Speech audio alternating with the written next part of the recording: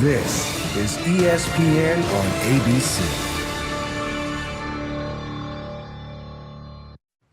Welcome to Game 3 of the Eastern Conference Finals as the series shifts back to Indiana, home of the Indy 500. The Pacers, they have been perfect at home, 6-0 this postseason. That's the good news for Indy. That guy clearly knows it, a team that's hoping to keep pace with Boston down their All-Star. But the Celtics are also perfect on the road in these playoffs, winning all 4 games. One of those streaks will come to an end tonight, and we are counting you down on ABC.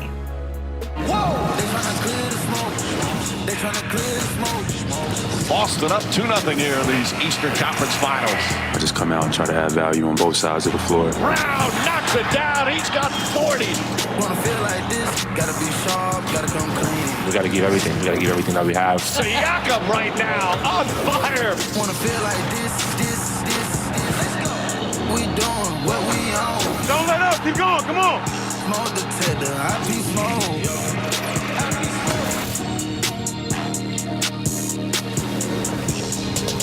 Welcome to NBA Countdown, presented by Chime.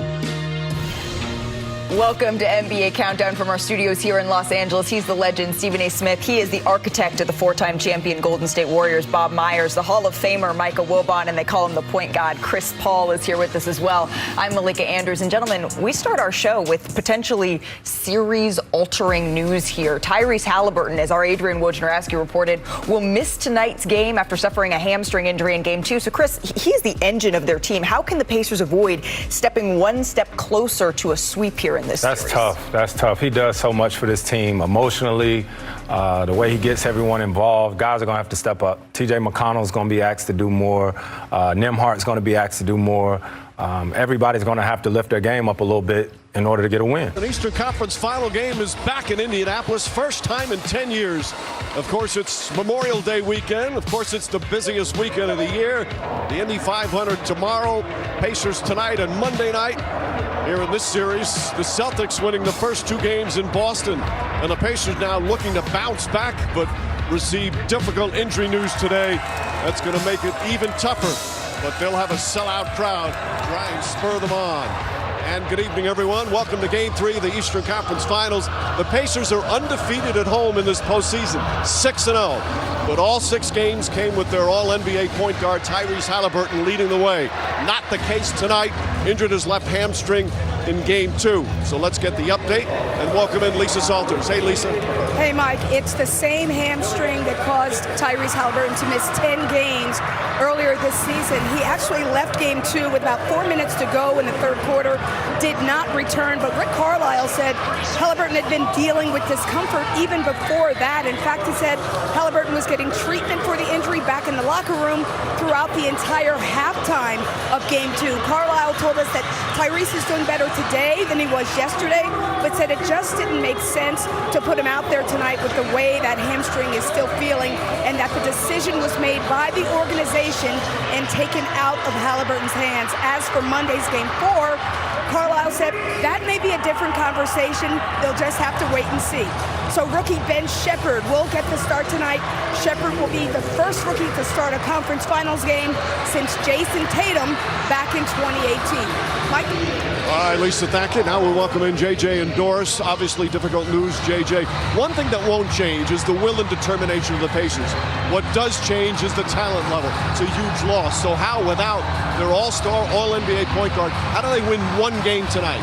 The Pacers are a balanced group. They've got 7 players averaging double figures in this postseason, and they're going to need another big game from Pascal Siakam.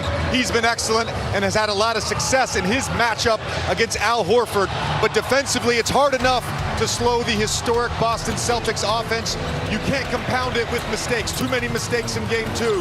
Miscommunication, offensive rebounds leading to threes, blown pick and roll coverage, helping off the strong side corner, wide open 3, and then this play, the Celtics walking the ball up the court, No one guards a 40% shooter in Peyton Pritchard in the corner. The Indiana Pacers have to clean up their defensive coverage for them to win this game. As for Boston, they're the subject of tonight's thrilling moment, driven by Nissan. They took care of business in Game 2, and Jaylen Brown was magnificent. It seems sometimes, Doris, that he's overshadowed by Jason Tatum and some of the new Celtics. But since he was first drafted 8 years ago, you could tell he was going to be a special player. He's evolved tremendously. As a group, the Boston Celtics want to do this. They want a corner crash. Well, who better to do it than your 6'6", 223-pound elite athlete? He arrived in the league with this speed and the ability to attack in transition, use that explosive athleticism. But here's where he's different. That left-hand drive is much better, and his ability to rim read and make the right decisions, the ball starts flying. He is now elevating the guys around him. He's been special. Well, it's Indy 500 weekend. What a weekend in Indianapolis. Celtics and Pacers in a race to get to the NBA Finals. They'll start their engines for Game 3 next. The NBA Eastern Conference Finals on ABC, presented by AT&T, are brought to you by Google Pixel, the only phone engineered by Google. This presentation of the NBA Eastern Conference Finals, presented by AT&T, will continue after this message and a word from our ABC stations.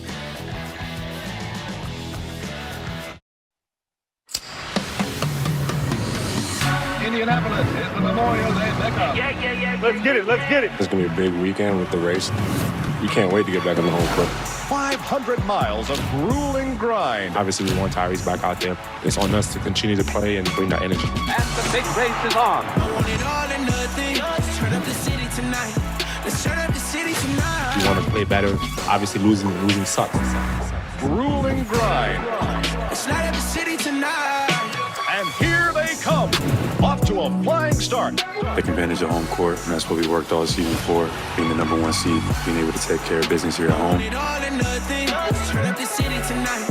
Let's turn up the city tonight. And here they come. Grueling grind. Now let's go steal one in a row, or two. And the big race is on. Let's light up the city tonight. It's that time again for the Boston Celtics and the Indiana Pacers. The Eastern Conference Finals, presented by AT&T. Gainbridge Fieldhouse is packed. It's been a great home court advantage for these Indiana Pacers. So loud that the Celtics feeling confident coming in, including Jason Tatum, who's wearing a mic for us tonight. Derek White, my favorite part of the playoff, Game 3. Game 3. They happy to be back home.